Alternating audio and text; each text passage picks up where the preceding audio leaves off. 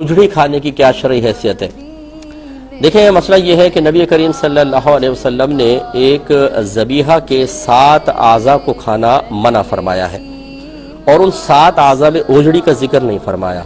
لیکن فقہا نے دیکھا کہ جن 7 اعضاء کو سرکار نے منع کیا، ہر ایک کے اندر ایک چیز مشترک ہے، اور وہ یہ کہ اس عضو کا کسی نہ کسی گندگی سے اتصال ہے۔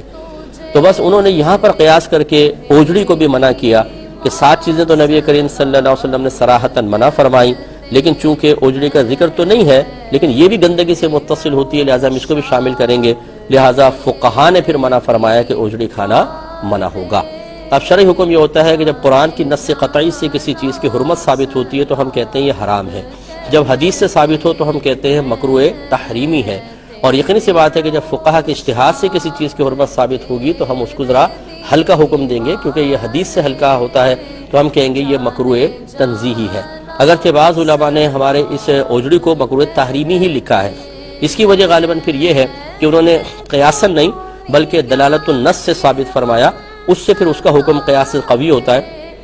لیکن یہاں ایک مسئلہ یہ ہے کہ اب اوجڑی بہت ہی زیادہ کھائی جا رہی ہے۔ میں خود لاہور میں دوران تعلیم طالب علمی وہاں رہا ہوں، اور وہاں میں نے دیکھا صبح ناشتے ہوتے ہیں، بڑے بڑے تھال لے کے بیٹھے ہوتے ہیں، اس میں اوجڑی بھی ہوتی ہے، اور 1-2 نہیں ہزاروں افراد ڈیلی کھا رہے ہوتے ہیں۔ اس کے علاوہ بھی میرا، چونکہ میں ایک عوامی آدمی ہوں، میں کویسچنز کرتا رہتا ہوں، لوگوں سے معلوم ہوتا ہے کہ بہت سارے لوگ اپنے گھروں میں اوجڑیاں کھا رہے ہیں، تو یہ بہت زیادہ عام ہو چکی ہے۔ فقہا جس چیز کو قیاساً اجتہاداً منع فرمائیں، جب وہ لوگوں میں بہت زیادہ عام ہوتی ہے تو اکثر فقہا کا پھر یہی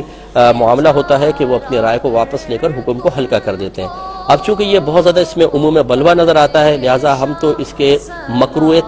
تنزیہی ہونے کے قائل ہیں، یعنی ہم یہ کہتے ہیں کہ اوجڑی کھانا مناسب نہیں ہے، شریعت کو ناپسند ہے اتصال گندگی کی وجہ سے، لیکن اگر کوئی کھائے گا تو گناہ گار نہیں ہوگا۔ لیکن اگر کچھ حضرات مکروہ تحریمی والے قول پہ عمل پیرا ہونا چاہیں تو بالکل ہو سکتے ہیں، وہ کرنا چاہیں کر لیں، لیکن اکثر ہوتا یہی ہے، اور یہ ہی ایک مفتی کی شان ہوتی ہے اور صلاحیت افتاء رکھنے والے کی شان ہے کہ وہ صرف لوگوں کو سخت مسئلے نہ بتائے، بلکہ عرف کی تبدیلی، لوگوں کے عادات اطوار کی تبدیلی کی وجہ سے احکام میں تبدیلی لے کر آئے۔ اور میں بطور نظیر سے سمجھانے کے لیے عرض کر دیتا ہوں کہ اعلیٰ حضرت امام اہل سنت اسپرٹ کو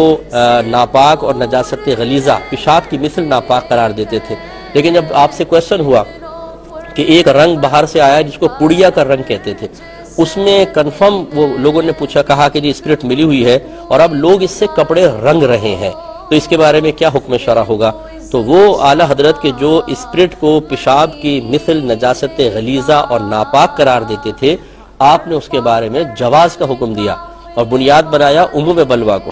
کہ آپ نے فرمایا کہ اگرچہ ہمارے نزدیک ایسا حکم ہے، لیکن اب چونکہ ہم نے سنا ہے کہ زیادہ یہ عام ہے، اس میں عموم بلوہ ہے، لہٰذا فقیر یہ پسند نہیں کرتا کہ اپنی ذاتی رائے سے کثیر مسلمانوں کو گناہ گار قرار دے اور ان کی نمازوں کی بربادی کا سامان کرے، لہٰذا نظر فقیر میں حکم جواز ہے۔ الفاظ تھوڑے آگے پیچھے ہوں گے لیکن مفہوم اور مقصود یہی ہے۔ اب دیکھیں، پڑیا کے رنگ کو یہ تو نہیں کہ سارے کے سارے علماء اس سے رنگنا شروع ہو گئے تھے، عوام میں وہ چیز عام ہوئی تھی، اور جب کوئی چیز عوام میں عام ہو جائے، ان کی عادت میں شامل ہو جائے تو عادت چھڑوانے میں بہت حرج ہے، اور شریعت حرج کو اٹھاتی ہے، لہٰذا مکروہ تنزیہی کا قول ہمارے نزدیک جو بھی اسباب 6 جو مسا حکم کے تبدیلی کے اسباب ہوتے ہیں ان پہ نگاہ رکھنے والا ہوگا، انشاءاللہ وہ اس دور کے اعتبار سے یہی فیصلہ کرے گا۔ اگرچہ بہت سارے ایسے مفتیان کرام موجود ہیں، ان پہ کوئی طنز نہیں ہے، کوئی اٹیک نہیں ہے، کہ جو اسباب 6 پہ نہ دسترس رکھتے ہیں، نہ ان کو یہ معلوم ہے کہ یہ اسباب 6 کہاں اس وقت ان کی وجہ سے تبدیلیاں نظر آ رہی ہیں، بس وہ جیسا کتابوں میں لکھا ہوتا ہے ویسے آگے بیان کرنے کو کافی سمجھتے ہیں، بلکہ ہم جیسے اگر کوئی فرد ہے جو ان چیزوں پہ نگاہ رکھ کر اور مزاج شرع کو بنیاد بنا کر کوئی رعایت دینے بھی لگے تو وہ ہم پر اٹیک کرنا شروع کر دیتے ہیں۔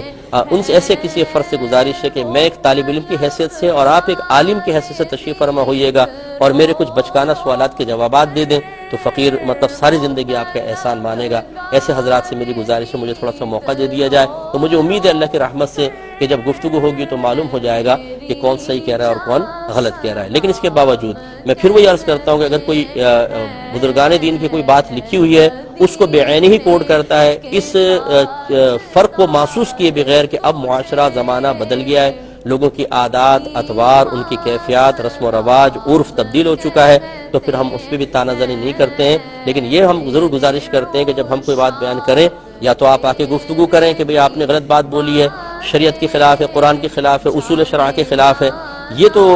میرے خیال میں نہ کوئی ہمت کرتا ہے نہ وقت نکالنے کے لیے تیار ہے۔ کوئی میں ایسا تو نہیں ہوں کہ مجھ سے کوئی ڈرا جائے گا، کہنے کا مطلب یہ ہے کہ یا تو بعض کو ہمت نہیں کر پاتے اور بعض وقت نکالنے کے لیے تیار نہیں ہے، لیکن طنز کرنے کے لیے اور پبلکلی اس طرح کے مسائل کو ڈسکس کر کے کسی پر اٹیک کرنے کے لیے تیار ہے، حالانکہ یہ بہت بڑا گناہ ہے اور یہ بہت ہی غلط چیز ہے۔ اس لیے ہماری گزارش یہ ہے کہ یا پہلے ان تمام اسباب سبعہ یا اسباب ستہ پر اچھی طرح نگاہ رکھ کر ان کی روشنی میں جو مسائل میں جدید دور میں تبدیلیاں آئی ہیں اس کو دیکھیں، پھر ہمارے اس بیان کردہ مسئلے کو جب انشاءاللہ سنیں گے تو فرق واضح طور پہ نظر آئے گا۔